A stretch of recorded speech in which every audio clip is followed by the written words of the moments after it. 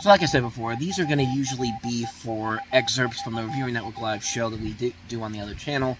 But for this particular video, I decided to re-edit this one, mostly because I feel like I can do this a little bit better. So if you didn't see the segment before, you can go check it out on the other channel. But this video is about my 2023-24 NFL season predictions. And I am not a good person when it comes to predictions like this. So take this with a grain of salt, and let's just go through briefly all the ones that I wanted to go through here. I want to get through these pretty quickly, so let's just go ahead and start off with the AFC East.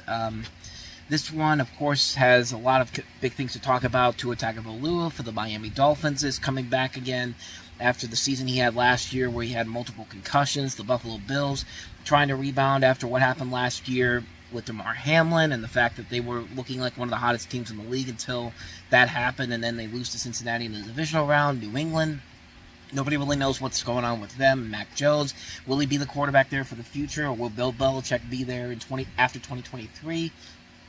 And then, of course, you have the New York Jets with Aaron Rodgers coming in, and this team that's been rebuilt from bottom to top pretty much with these talents that are coming in here. And there's been a lot of high expectations for them this year. The fact that Aaron Rodgers has already played in the preseason is a huge step in the right direction considering what happened to Russell Wilson the year before. So, my predictions for the AFC East, I actually have the Jets making it to 11-6. I have them being the team to beat in the division. It's going to be close, though. I have the Jets winning the division. I'm going with the hype right now. I think Aaron Rodgers is in a better position than Russell Wilson was last year when he went to Denver. Miami, I think, will get in there as a wild card at 10-7. So will the Buffalo Bills at 10-7. But they'll be the Bills will be the 7th seed. The Dolphins will be the 5th seed. And then New England, I think, drops to 5-12. I don't think that they have enough pieces there to get them back into relevancy. And I don't know. I wouldn't say Bill Belichick will probably leave after this season, but wouldn't be crazy if it did, considering that he's been there for a long time. But then again, I'm not saying anything. I'm not going to say too much about that one there. But I have him at 5-12. So that's the AFC East. Let's go to the AFC North. And the AFC North is another very tough division. You have the Cincinnati Bengals, who've dominated there the last couple of seasons. Everyone's high on the Baltimore Ravens because of the moves they made in the offseason. The Cleveland Browns, they still want to keep pretending like they're a relevant franchise, but they're not really. I mean, there really is nothing there. I mean, no matter what Cleveland does, they're always going to fall apart. They're always never going to be that team that makes it to the nth level, no matter how hard they try. And then the Pittsburgh Steelers, which, considering how well the preseason has started for them so far, with Kenny Pickett having 5 perfect preseason drives going, there's a lot of high expectations for the Steelers to really get back on track here. And maybe it's a little hometown bias in my opinion, but I think the Pittsburgh Steelers win this division. I think they go to 12-5 on the year. They'll start off with a really bad stretch opening week, is the opening weeks of the season, because I think they'll start 2-4. I have them beating San Francisco and Cleveland, and then I think they go on a 4-game losing streak, starting with Vegas, the Houston Texans, then the Ravens in Pittsburgh, and then after the bye week, the Los Angeles Rams. And mostly because they do not play well on the West Coast, and the 5th loss I have for them is Seattle at the end of the season. So that's why I have them at 12-5. I think Cincinnati goes 9-8. They'll miss the playoffs because I have to believe that somebody is going to finally stop Jamar Chase. Like, you have to be able to contain that guy at some point. I don't think the Bengals are going to be as dominant as they've been the last couple of seasons, especially if Joe Burrow doesn't come back in week 1 with that injury he suffered in the preseason. But Baltimore, I think they'll start off strong, but then they'll fall off like they usually do, go to 8-9, and then Cleveland 5-12. So I have Pittsburgh winning the division, and I think they'll be the number 1 seed with a 12-5 record, as you're going to see with the rest of these predictions that I have here. So let's go now to the AFC South and show you what I mean. AFC South, I don't think is going to be really much of a surprise. I think the Jacksonville Jaguars will have no trouble repeating as the champions of the division. You have 2 teams that are starting rookie quarterbacks, the Houston Texans with C.J. Stroud, which I have them at 7-10. The Colts have Anthony Richardson and may not have Jonathan Taylor, considering all the contract controversies that's going on right now. I am at 5-12, and I think Tennessee is probably the worst team in the AFC East, AFC South, I should say, according to my predictions. I am at 4-13. I don't think that they are the dominant team that they once were. I think Derrick Henry may be in a situation where he could be a trade possibility at the trade deadline for a team that's going into the playoffs and needs in need of a running back. But I think I don't think he's gonna stick in Tennessee this year, and I have him at 4-13. But like I said, Jacksonville, I think, is going to have the best team out of that division. They're a team that's just dominant. Trevor Lawrence showed what he can do last year. They're a really good team, and I think they could really make a difference in the next season as well. I think they could repeat as AFC South champions. So with that said, on to the last one for the AFC, and that is the AFC West. Now, the AFC West gets a little bit more interesting, especially with the news that broke today about Travis Kelce potentially missing the first game of the season for the Chiefs.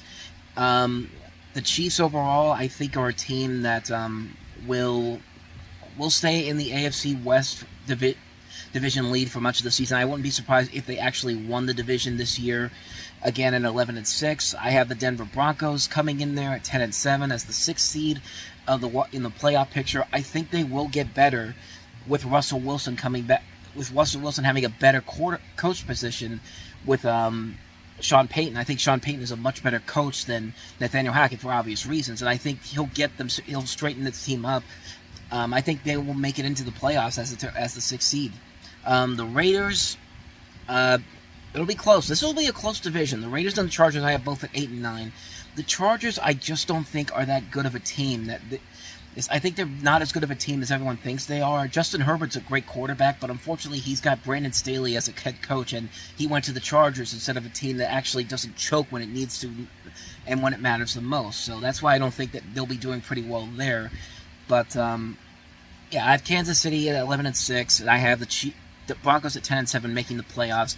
Raiders and Chargers 8-9. So the AFC playoff standings, as I have it: Pittsburgh with the 1 seed, Jacksonville with the 2 seed, the Jets with the third seed, Kansas City with the 4th seed, Miami at 5, Denver at 6, and Buffalo at 7. So that's the AFC. Let's go over to the NFC now. Over to the NFC. Let's start with the NFC East.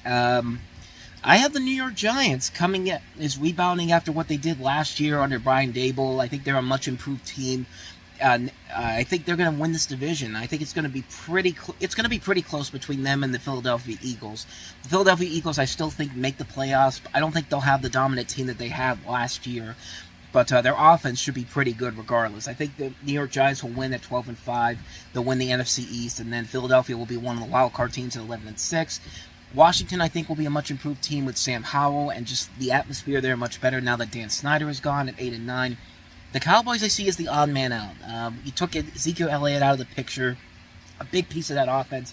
I think Dak Prescott will have troubles with the team that he has there now, and I think the Cowboys will make it to 6-11 at the bottom of the division. I would not be surprised if there's been reports that Deion Sanders could be an NFL coach in 2024 after what he's done so far with the Colorado Buffaloes with winning against TCU, but then again, it's only one game. I would not be surprised if Jerry Jones at the end of the season calls up Deion Sanders and says, "Come coach the Cowboys." And don't be surprised if that happens, though. If they don't make the playoffs and they kind of fall off like I think they will fall off there. So I have the New York Giants at 12-5 and Philadelphia at 11-6. Both of them make the playoffs. Washington 8-9, Dallas 6-11. So on to the NFC South. Okay, I meant to say the NFC North, but let's just go to the NFC. Let's go. You know what? Let's go to the NFC North first, because we're just doing it in order like I did with the other side. But the NFC North, another interesting division. I think 3 teams from that division will make the playoffs, and I have the Detroit Lions winning the division at 12-5. I think they will make it at 12-5. They're a much improved team. They showed a lot of hype going into the second half of the season. I think Dan Campbell's the perfect guy to take control of that team, and I think they're heading in the right direction. And I think they'll be a team that will be a force to be reckoned with. They have a lot of hype going on about them. I think they're going to be able to live up to the hype, no question about it, especially with the talent that they have. Green Bay, despite the fact that this is the first year with Jordan Love as the starting quarterback, I have them at 10-7, making the wild card.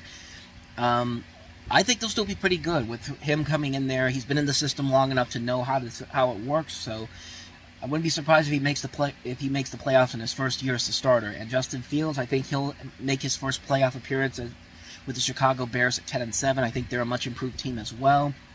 And Minnesota, I think, is the odd man out. I think they'll go from first to worst next year, considering that the rest of the NFC North is getting a lot better, and they're just kind of like, yeah, you got Justin Jefferson, and you got rid of Adam Thielen for Jordan Addison, but you still have Kirk Cousins, and I think Kirk Cousins is still one of the most overrated quarterbacks in the league right now, and I would not be surprised if Minnesota took a huge dive, because they do this every year. Like, one year they'll be great, one year they will be terrible. I still think 2017 and, hell, 2022 was a fluke year for them, because they kept winning in very close games. There was never one convincing win from them whatsoever. Like, it was always a close game. It was never a game that was anywhere that was a blowout or anything. But, yeah, I think they're going to be the odd man out. So I have Detroit winning. It'll be the first time they win the NFC North in over 30 years. So it will be interesting to see how that pans out. So now let's get to the NFC South. And also on all the question marks here in the NFC South.